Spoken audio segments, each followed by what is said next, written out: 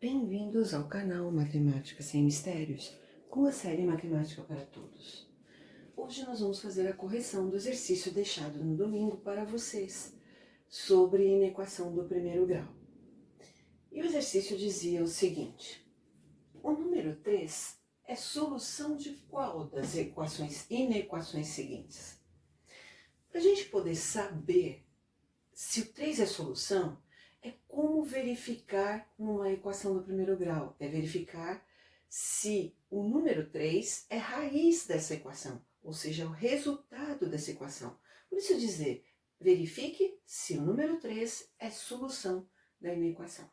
E para fazer isso, então, nós temos que pegar esse número 3 e substituir, no lugar da variável, o número 3 em A, em B e em C. E fazer a continha para verificar qual deles é verdadeiro ou falso. Aqui eu já fiz para vocês e vou explicar qual foi o procedimento para poder resolver esse exercício então. Então, no lugar do x eu coloquei 3. Então, ficou 3 menos 3 maior que 4. 3 menos 3, 0. 0 é um número maior que 4? Não. Então, é falso. Portanto, 3 não é a solução dessa inequação. A mesma coisa em B. 5, quando não tem nada aqui, é vezes. Então, a gente já está habituado a perceber que a multiplicação, ela pode aparecer em forma de pontinho, entre dois números, entre parênteses, e quando não tem nada, é vezes. Ok.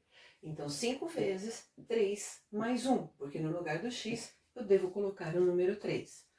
Menor que menos 2. Primeiro, resolvo parênteses. Essa é a ordem para resolver uma expressão. E 3 mais 1, 4. 5 vezes 4, 20. 20 é menor que o menos 2? Não. Um número positivo não é menor que um número negativo. Então, falso e, portanto, 3 não é a solução dessa inequação. Mas 3 sobre 3 mais 1 menor que 1. Eu faço a continha. Primeiro do denominador. 3 mais 1, 4. Então, 3 quartos é menor do que 1. Eu já poderia responder aí, se eu tivesse a noção de quanto 3 quartos faz parte do inteiro 1. De qualquer forma, para eu entender isso, eu posso também dividir. Eu posso dividir o número 3 pelo número 4, que dá 0,75. E essa divisão, eu já expliquei para vocês, tem no canal, como proceder à divisão entre números naturais, aqui no caso. Então, 3 dividido por 4, 0,75. 0,75 é menor do que 1? Sim, porque 1 é a parte inteira, e a parte inteira é maior do que a parte inteira que eu tenho aqui no 0,75, que é o zero.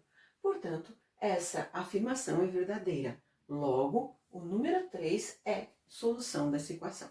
E aí a nossa resposta fica que, portanto, então esses 3 pontinhos em matemática quer dizer, portanto, 3 é solução da letra C, ou seja, de C. E, portanto, o conjunto verdade é o número 3. Isso como solução. Mas se eu tivesse aqui como conjunto universo, o conjunto dos números naturais, sim, responderia sim como 3, ou poderia responder daquela forma que nós já verificamos, né?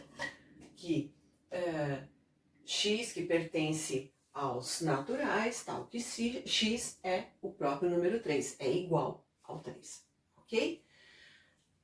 Paramos por aqui, obrigada pela companhia de vocês, curtam a aula, inscrevam-se no canal clicando no sininho para receber notificações de novas aulas e compartilhem para que outras pessoas também possam ter a oportunidade de ver essa aula. Obrigada e até domingo, onde iremos ver sobre princípios da equivalência de inequação do primeiro grau.